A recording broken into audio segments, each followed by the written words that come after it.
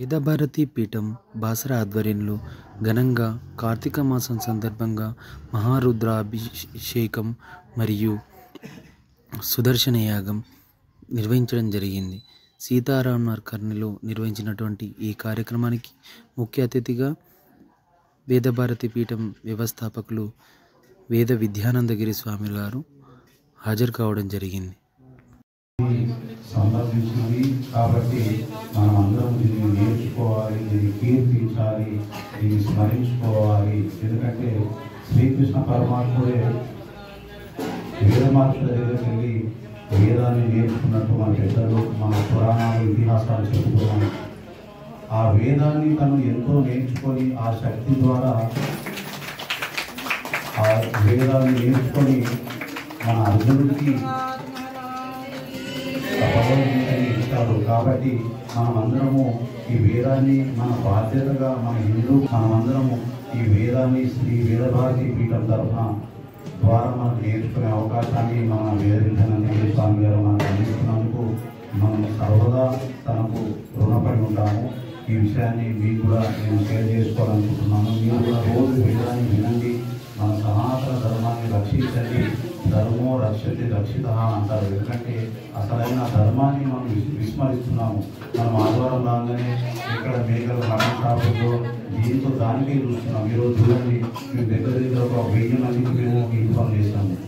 కానీ ఇక్కడ వచ్చింది దాదాపు ఎంతో గొప్ప వ్యక్తులు. మీరు ఒక 100 మంది ఇక్కడ వచ్చినందుకు మీకు సర్వదా మీ పాదాలు వందనాలు.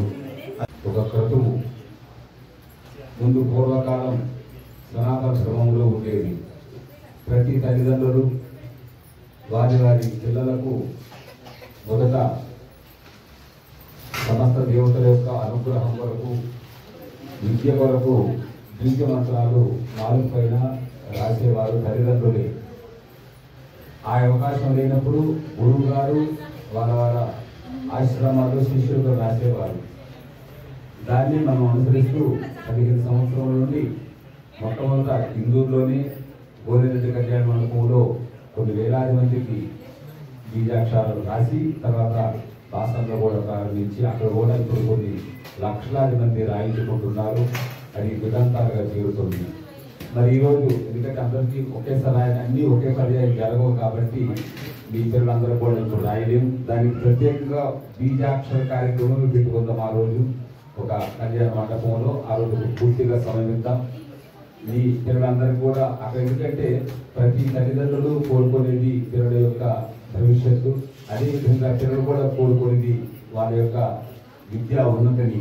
ఎక్కడెక్కడ ఇబ్బంది పడుతున్న విషయాన్ని మనము ఆ సమయంలో ఒక సభాముఖంగా తెలుసుకుందాం. కాబట్టి ఈరోజు మనం మన ఈ పుణ్యమైనటువంటి దంపతుల యొక్క గృహమునందు ఒక ఇల్లు మందిరం అనుకుంటాం. కాబట్టి ఇటువంటి మందిరంలో మరి వారి యొక్క సుపుత్రుడు భావేష్కి బీజాక్షరాలు రాస్తున్నాం. మన అందరికీ రాయలేం కాబట్టి మీకు అందరూ రాద్దాం. ఒకరోజు అదే కార్యక్రమాన్ని తీసుకుందాం. ఈ కార్యక్రమం అనేటువంటిది అది చాలా అద్భుతమైనటువంటిది. మరి వాళ్ళ భవిష్యత్తు మారిపోతుంది. రాయడం వల్లనే కాదు, వాళ్ళకి ఒక 3 విషయాలు చెప్తాం. ఆ 3 విషయాలు చెప్పిన తర్వాత 90% పిల్లలు అర్థం చేసుకుంటున్నారు. వాళ్ళు విద్యలో విద్యారంగంలో చాలా ముందుకు వెళ్తున్నారు. అర్థం చేసుకుంటేనే వాళ్ళు చదువుతారు. అర్థం చేసుకోకపోతే మరి తల్లిదండ్రుల యొక్క ఏడు తల్లిదండ్రులే ఉంటుంది, పిల్లల యొక్క ఏడు పిల్లలే ఉంటుంది.